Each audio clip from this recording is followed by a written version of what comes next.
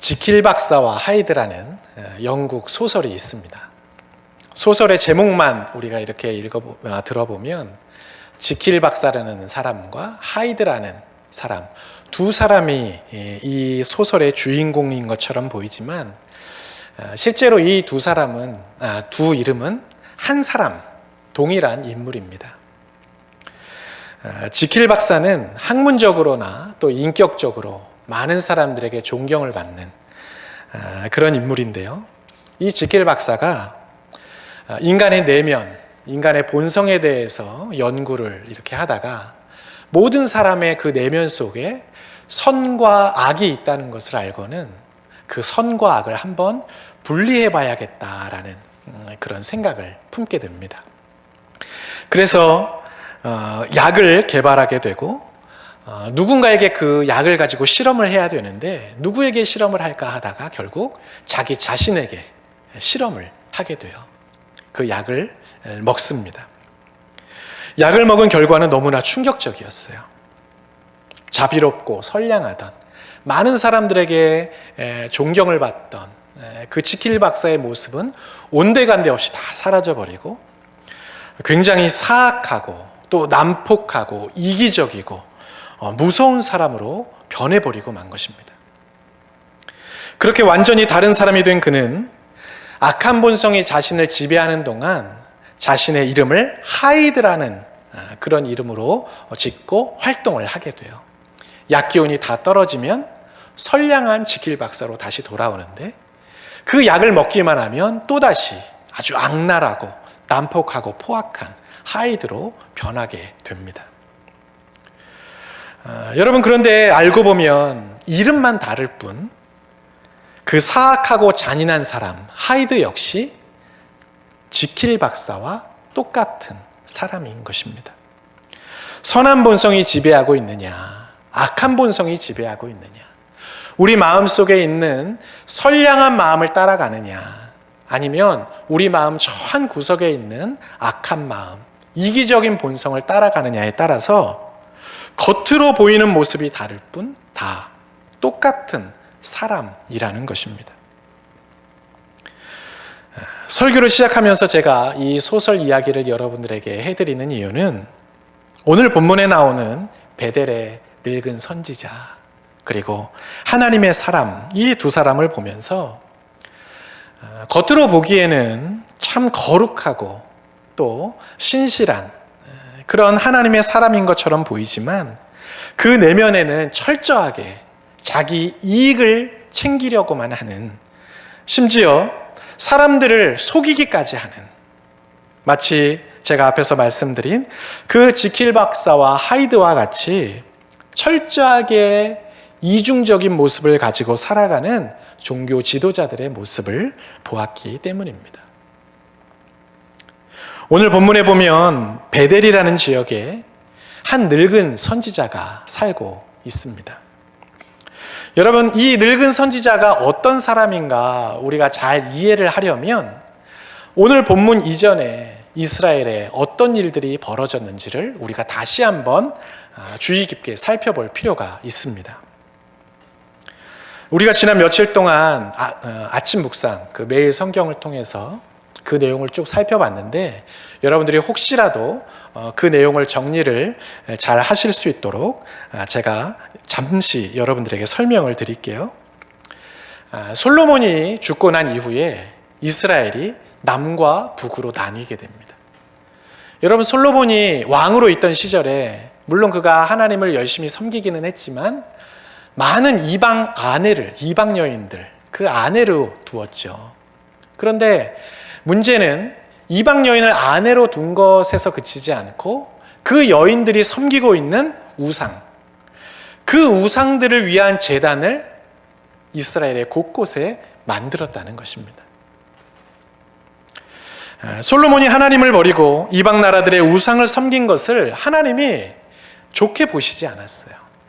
그래서 이스라엘을, 특히 그 솔로몬을 책망하시면서 나라를 둘로 나누겠다고 말씀하십니다. 12지파 가운데 10지파를 하나님께서 솔로몬의 신하였던 여로보암에게 주시겠다고 말씀하시면서 그 여로보암에게 네가 왕이 되거든 내가 너에게 명령하는 하나님의 말씀을 따라 잘 이 나라를 통치하라고 섬기라고 그렇게 당부를 하셨어요. 그리고 남은 두 지파는 이제 남쪽으로 내려와서 그 남쪽에서 다른 나라를 이제 세우게 됩니다. 그래서 결국 이스라엘은 둘로 나뉘게 돼요. 남유다는 솔로몬의 아들인 르호보암이 통치하게 되었고 북이스라엘은 솔로몬의 신하였던 여로보암이 그 나라를 다스리게 된 것이죠. 문제는 10지파를 거느리고 북이스라엘의 왕이 된 그 여로보암이 늘 불안한 마음을 가지고 살았다는 거예요. 왜 불안한 마음을 가지고 살았을까? 여러분, 이스라엘 백성들은 하나님의 절기가 되면 성전에 가서 하나님께 제사를 드려야 했습니다. 그런데 성전이 어디에 있어요? 예루살렘에 있죠. 예루살렘은 북이스라엘에 있지 않고 남유다에 있어요. 그러니까 절기만 되면 북이스라엘에 있던 10지파의 그 남자들이 제사를 드리기 위해서 어디로 와야 되느냐? 남유다, 예루살렘으로 와야 되는 거예요. 그런데 문제는 그 북이스라엘 사람들이 남유다, 그 예루살렘에 와서 제사를 드리면서 무슨 생각을 하겠어요? 왜 북이스라엘에는 하나님을 예배하는 성전이 없을까? 왜 우리가 이런 절기만 되면 남유다에 와서 예배를 드려야 되지? 아무래도 이 이스라엘의, 우리 민족의 정통성은 이 남쪽에 있는 게 아닐까? 그들이 그런 의구심을 가질 수 있지 않겠어요? 혹시라도 그 북이스라엘 사람들이 그런 의구심을 갖게 되면 이들이 예루살렘에 갔다가 북이스라엘로 다시 돌아오지 않고 거기에 정착하고 살게 될까 봐 여로보암은 그게 두려웠던 거예요. 북이스라엘 사람들이 제사를 드릴 때마다, 하나님을 예배하러 갈 때마다 남쪽으로 갔다가 안 돌아오면 어떡하지? 그러면 우리나라가 나중에 망하게 되는 거 아닐까? 어떻게 해야 될까? 궁리하다가 낸 묘안이 뭐냐면 북이스라엘에도 하나님을 예배하는 제단을 만들어야겠다, 그런 생각이었어요. 그래서 여로보암이 북이스라엘에 있는 단과 베델이라는 곳에 이제 제단을 쌓게 됩니다. 북이스라엘 사람들이 남유다에 내려가지 않아도 되게끔 나름대로 머리를 쓴 거예요. 거기다가 눈에 보이는 형상까지 만들겠다고 금 송아지상까지 만들어서 사람들에게 그것을 숭배하도록 합니다. 문제는 하나님께서 이 일을 싫어하셨다는 거예요. 그래서 하나님의 사람을 통해 여로보암이 그 베델의 제단에 가서 하나님께 분향을 할 때에 하나님의 사람을 통해서 그들을 저주하고 경고하게끔 하십니다. 그리고 결국 베델에 있던 제단은 둘로 갈라졌고 파괴되고 맙니다. 그게 바로 오늘 본문 앞까지 나오는 이스라엘의 상황의 요약이에요. 줄거리예요. 자, 그렇다면 오늘 본문에 나오는 베델의 늙은 선지자, 이 사람은 과연 어떤 사람일까? 역대하의 기록을 보면 이 베델의 늙은 선지자가 어떤 사람인지를 우리가 추측해 볼 수가 있습니다. 역대하의 기록을 보면 이스라엘이 남과 북으로 나뉘던 당시에 대부분의 레위인들과 제사장들, 선지자들은 성전, 예루살렘 성전이 있는 그 남유다로 다들 내려갔습니다. 역대하 11장 16절 말씀이에요. 이스라엘 모든 지파 중에 마음을 굳게 하여 이스라엘의 하나님 여호와를 찾는 자들이 레위 사람들을 따라 예루살렘에 이르러 그들의 조상들의 하나님 여호와께 제사하고자 한지라. 여러분, 이게 무슨 말이에요? 정말 하나님을 신실하게 섬기는 사람들, 말씀대로 살고자 하는 사람들은 북이스라엘에 남지 않고 예루살렘 성전이 있는 그 남쪽으로 내려갔다는 거예요. 왜? 거기에 성전이 있기 때문에, 하나님이 그곳에 임재하시기 때문에 하나님을 섬기는 그 거룩한 양심을 가진 사람들은 그 남쪽으로 내려갔다는 것이죠. 여러분, 그렇다면 북쪽에 남아있는 선지자들과 제사장들은 어떤 사람들이었겠어요? 현실에 타협하면서 그냥 내가 거하고 있는 이 자리에서 편안하게 살고 싶었던 사람들이 거기에 남아있는 거예요. 지극히 현실주의적인 사람들이었던 것이죠. 여로보암이 하나님의 뜻을 어기고 북이스라엘의 베델과 단이라는 곳에 그 제단을 쌓는데 금, 송아지, 우상까지 만들었는데 거기에 대해서 경고하지도 않고 반대하지도 않고 뭐라고 항변하지도 않았던, 그냥 주어진 현실에 순응하며 살고자 했던 바로 그 사람들이었다는 것입니다. 어쩌면 그 사람들은 오히려 북이스라엘, 그 베델과 단에서 드려지는 그 우상숭배, 그 모습을 가만히 지켜보면서 자기들은 그저 거룩한 선지자인 것처럼, 거룩한 제사장인 것처럼 그렇게 흉내내면서 살았던 바로 그런 사람들이었다는 거예요. 그런데 그런 베델의 늙은 선지자가 지금 하나님의 사람을 찾고 있어요. 여러분, 왜 하나님의 사람을 찾아 나선 것일까요? 오늘 본문 15절 말씀에 보면 이 베델의 늙은 선지자가 마치 하나님의 사람을 아주 환영하면서 극진히 대접하기 위해서, 그의 수고를 치하하기 위해서 이 하나님의 사람을 찾아 나선 것처럼 보입니다. 15절 말씀이에요. 그가 그 사람에게 이르되 나와 함께 집으로 가서 떡을 먹으라. 우리 집에 가서 같이 만찬을 나누자는 거예요. 남유다에서부터 여기 북이스라엘까지 올라와서 그렇게 하나님의 말씀을 전했으니 얼마나 피곤하고 지쳤을까. 당신의 수고를 내가 격려해주고 싶다. 마치 이렇게 말하는 것처럼 보여요. 이러한 선지자의 권유에 하나님의 사람은 이렇게 대답합니다. 하나님께서 나에게 이 북이스라엘에 올라와서 하나님이 명령하신 그 말만 전하고 물도 마시지 말고 떡도 먹지 말고 그냥 돌아오라고 했소. 그러니 나는 당신과 함께 그 집에 들어갈 수 없소. 그렇게 대답을 해요. 그런데 선지자는, 베델의 늙은 선지자는 아니라고. 하나님께서 주의 천사를 통해 나에게 분명히 말씀하셨다고. 당신을 만나서 당신을 극진히 대접하라고 하셨다고. 그러니 우리 집으로 가자고. 그렇게 이야기합니다. 18절 말씀이에요. 그가 그 사람에게 이르되 나도 그대와 같은 선지자라. 천사가 여호와의 말씀으로 내게 이르기를 그를 내 집으로 데리고 돌아가서 그에게 떡을 먹이고 물을 마시게 하라 하였느니라 하니. 여러분, 얼마나 거룩해 보여요. 이 베델의 늙은 선지자가 기도하는 중에 주의 천사를 만나서 하나님이 들려주신 그 음성을 듣고 순종하는 마음으로 그 하나님의 사람을 막 찾아서 그를 극진히 대접하려고 하는 그 모습, 정말 하나님의 말씀에 순종하며 살아가는 그런 선지자처럼 보입니다. 그런데 그 다음 구절을 보면 이 늙은 선지자의 말이 거짓이라는 걸 알 수 있어요. 이는 그 사람을 속임이라. 하나님이 말씀하신 게 아니었다는 거예요.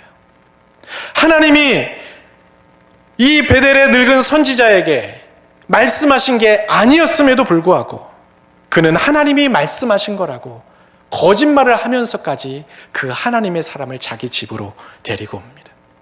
그리고 결국 이 거짓말에 속아서 하나님의 사람은 떡도 먹지 말고 물도 마시지 말라고 말씀하신 그 하나님의 명령을 결국은 어기게 됩니다. 늙은 이 선지자가 왜 이렇게까지 거짓말을 하면서 하나님의 사람을 궁지에 몰아넣은 것인지 그 이유를 정확히는 알 수가 없어요. 그러나 분명한 건 하나님의 사람이 하나님의 뜻이 아니라고 했음에도 불구하고 맞다고, 하나님이 말씀하신 거라고 거짓말까지 하면서 그 사람을 데리고 온 것을 보면 분명히 선한 의도는 아니었구나, 뭔가 자기만의 불순한 의도가 있었구나라는 것을 우리는 추측해 볼 수가 있습니다. 그렇게 해야만 하는 이기적인 생각이 아마 있었을 거예요. 우리가 가지고 있는 그 매일 성경 본문 해설에 보면 베델을 향해 하나님의 경고를 선포했던 이 하나님의 사람이 자기에게만큼은 뭔가 축복의 말을 좀 해주었으면 좋겠다, 그런 바람을 가지고 그렇게 하나님의 사람을 자기 집으로 데리고 왔는지도 모르겠어요.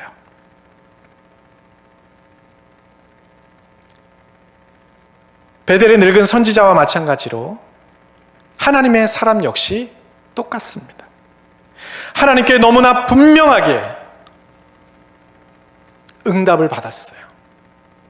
북이스라엘에 가서 베델의 제단을 보면서 경고하고 나의 말을 전하고, 너는 거기에서 떡도 먹지 말고 물도 마시지 말고 그냥 돌아오거라. 분명하게 그 하나님의 음성을 들었음에도 불구하고 늙은 선지자의 달콤한 유혹에 마음을 빼앗겨 그만 하나님의 명령을 잊어버립니다. 19절 말씀이에요. 이에 그 사람이 그와 함께 돌아가서 그의 집에서 떡을 먹으며 물을 마시니라. 속아 넘어갔다는 것이죠. 그런데 결과는 어떻게 됐어요? 우리가 주일 본문을 통해 살펴보겠지만 하나님의 이 하나님의 사람이 그 베델의 늙은 선지자와 함께 집에 들어가서 떡을 먹고 물을 마시게 되자 결국 하나님의 징계를 받아 죽게 됩니다. 하나님께서 그를 징계하셨어요. 하나님의 사람은 지금 이 베델의 늙은 선지자가 자신이 받은 응답과 전혀 다른 이야기를 하고 있음에도 불구하고 조금도 고민하지 않았어요. 저 사람이 말하는 게 맞는 걸까? 내게 말씀하신 하나님의 음성이 맞는 걸까? 다시 한번 내가 확인해 봐야겠소. 점검해야 했음에도 불구하고 그는 그렇게 하지 않았습니다. 떡을 먹고 물을 마시는 것에 마음을 빼앗기고 말았어요. 눈에 보이는 물질, 나에게 제공하는 그 편안함에 그만 마음을 빼앗겨 버린 거예요. 육체적인 배고픔과 목마름을 해결하는 것에 관심을 두고 만 것입니다. 여러분, 오늘 이 말씀을 들으면서 여러분은 어떤 생각을 하세요? 베델의 늙은 선지자와 또 이 하나님의 사람, 이 두 사람 모두 겉으로 보기에는 정말 하나님의 뜻을 따라 사는 사람인 것처럼 그렇게 보입니다. 선지자라는 그 이름, 하나님의 사람이라는 그 이름, 여러분 그 이름이 얼마나 거룩해 보여요. 하지만 그들의 내면, 그들의 행동을 우리가 자세히 들여다보면 그들은 지극히 이기적이고 자기중심적인 자기 욕망에 따라 살아가는 사람들인 것을 우리는 보게 됩니다. 악한 본성이 들끓고 있는 연약한 인간이었다는 거예요. 철저하게 하나님의 뜻을 따라 살아가려고 애쓰고 노력하고 씨름하는 그런 사람이 아니라 그저 주어진 상황에 따라 옆에서 이야기하는 그런 이야기에 장단 맞추면서 그냥 그렇게 흘러가는 대로 그렇게 살았던 사람들이라는 것입니다. 사람들이 보기에는 자비롭고 선한 지킬 박사처럼 보이지만 그러나 그 이면에는 자기 욕심과 즐거움과 편안함을 위해 살아가는 하이드와 다를 바 없는 그런 인생이었다는 것이죠. 저는 이 말씀을 묵상하면서 오늘 본문에 나오는 베델의 이 늙은 선지자와 또 이 하나님의 사람의 모습에서 이 시대의 목회자들과 또 교회 지도자들의 모습이 보여 마음이 너무 아팠습니다. 여러분, 목회자들이 처음 신학교에 갈 때 얼마나 순수하고 뜨거운 열정을 가지고 그 신학교에 입학하는지 몰라요. 어떤 사람은 자기의 생계, 가장임에도 불구하고 자기가 꾸려가던 생계 다 접어두고 신학교에 입학하는 사람도 있습니다. 자기가 다니고 있던 직장 그만두는 사람도 있습니다. 오직 복음을 위해, 하나님 나라를 위해 살겠다고 그렇게 헌신하면서 신학교에 들어와요. 부름받아 나선 이 몸 어디든지 가겠다고, 하나님이 보내시는 곳이라면 나는 그저 순종하며 가겠다고 그렇게 다들 결단하며 신학교에 입학합니다. 처음 사역을 시작하면 내게 주신 그 한 사람 한 사람이 얼마나 소중한지 그들의 기도 제목을 적으며 기도하고, 한 사람이라도 전도해서 교회에 오면 어떻게든 그 사람을 정착시키려고 애쓰고 노력합니다. 열심히 기도하고 신방도 열심히 다니고. 그런데 시간이 조금씩 지나고 목사 안수를 받고 사역의 연수가 점점점 많아지면 많아질수록 처음 뜨거웠던 그 마음과 열심이 사라지기 시작해요. 여러분, 사실 이 교회 사역이라는 게 뭐 그렇게 특별할 게 없어요. 여러분도 다 교회에서 신앙생활 수십 년씩 해보셨겠지만 매년 주기적으로 돌아가는 그런 사역 행사들이 거의 비슷합니다. 성도들 신방하고 기도해드리고 또 설교하고 때로는 강의를 하고 교육을 하고 소그룹 훈련을 하고 매년 비슷하게 돌아가는 사역이기 때문에 특별할 게 없고, 그래서 매너리즘에 빠지기가 쉽습니다. 그러다 보니 그저 늘 해왔던 것을 되풀이하는 경우들이 굉장히 많아요. 점점 편안한 것을 찾게 되고요, 요령을 피우게 되고요, 어떻게 하면 조금 더 편안하게 목회를 할까 생각하기 시작합니다. 반대로 나의 이익이나 나의 어떤 권리나 나의 자리를 지키기 위해서는 얼마나 애를 쓰고 머리를 굴리는지 몰라요. 하나님의 뜻을 구하기보다 자신의 편안함과 이기적인 욕망을 구하기 시작하고요, 성도들의 신앙 그리고 교회의 유익을 생각하기보다 그저 현실에 타협하고 안주하면서 그냥 이렇게밖에는 할 수 없었다고 스스로를 합리화하기 시작합니다. 저는 오늘 말씀이 이 베델의 선지자를 늙은 선지자라고 말하고 있는 이유가 있다고 생각해요. 이 선지자도 아마 젊었을 때는 처음 주의 사명을 위해 사역을 시작했을 때에는 그 또한 하나님의 뜻을 위해 온전히 헌신하며 살겠다고 순수하고 뜨거운 열정을 가지고 있었을 거예요. 그런데 시간이 흐르고 사역에 익숙해지고 현실의 문제 앞에 조금씩 타협하기 시작하면서 그는 그렇게 변해간 것이겠죠.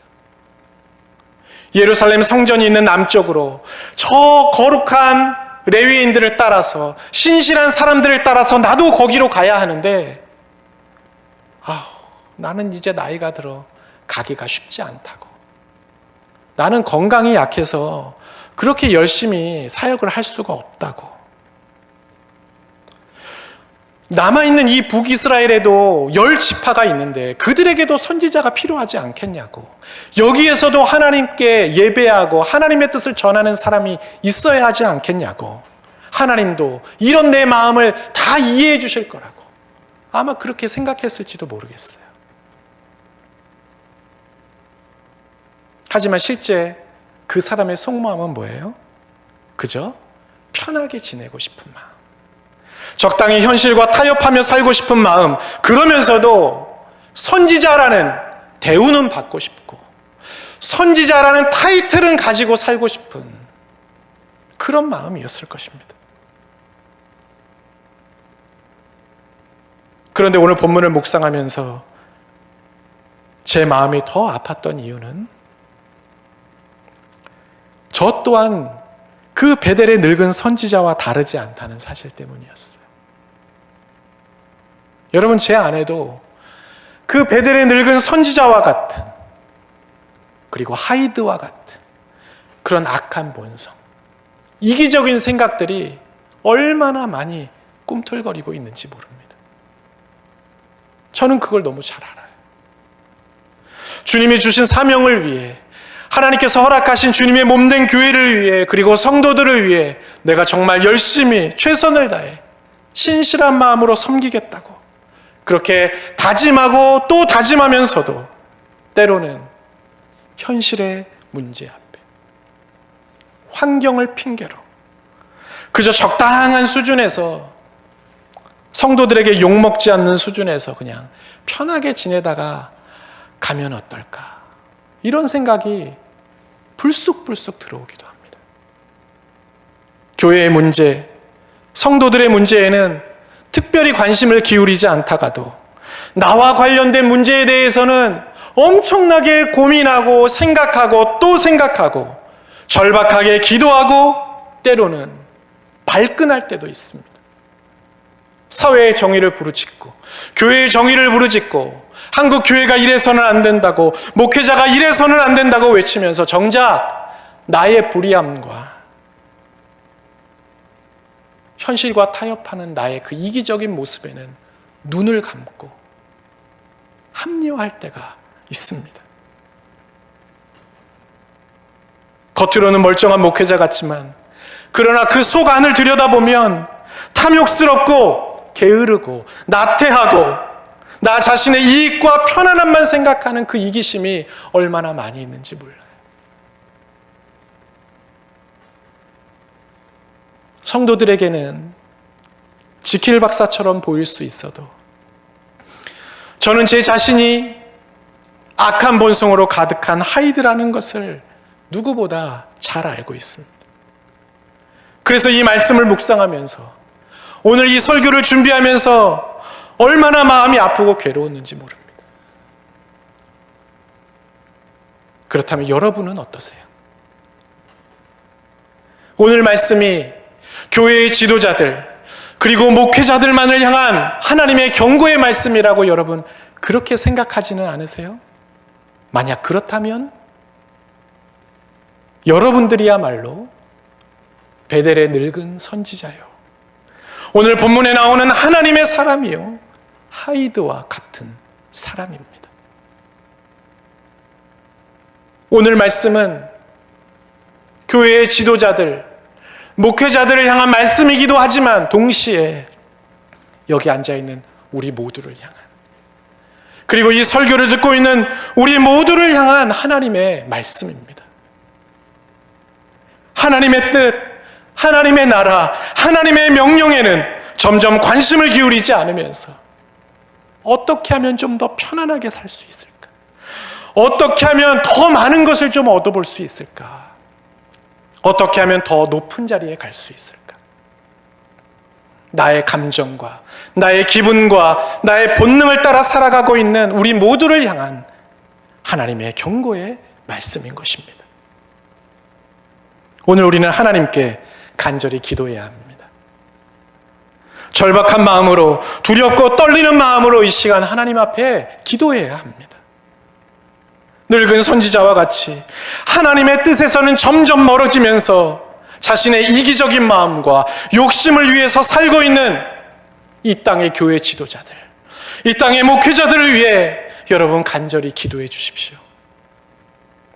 그리고 그들을 손가락질하고 그들을 비난하면서 똑같이 그 뒤를 따라가고 있는 한국 교회와 이 땅의 성도들을 위해서 여러분 기도해 주시기 바랍니다. 하나님께서 우리에게 주신 거룩한 사명, 하나님 그 열정을 우리가 회복하게 해달라고, 우리 안에 있는 거룩한 본성들이 다시금 깨어나게 해달라고 여러분 자신을 위해서도 기도하시기 바랍니다. 이 땅의 모든 목회자들과 교회 지도자들이 현실에 안주하고 자신의 이익에 열심을 내는 자들이 아니라 주님의 몸된 교회와 하나님 나라를 위해서 정말 온전히 헌신할 수 있는 주의 종들로 다시금 거듭날 수 있게 해달라고 여러분 기도하시기 바랍니다. 그리고 여러분 각자에게 주신 사명을 회복하고 그 사명을 위해 말씀에 순종하며 살아가는 우리 자신이 되게 해달라고 기도하시기 바랍니다.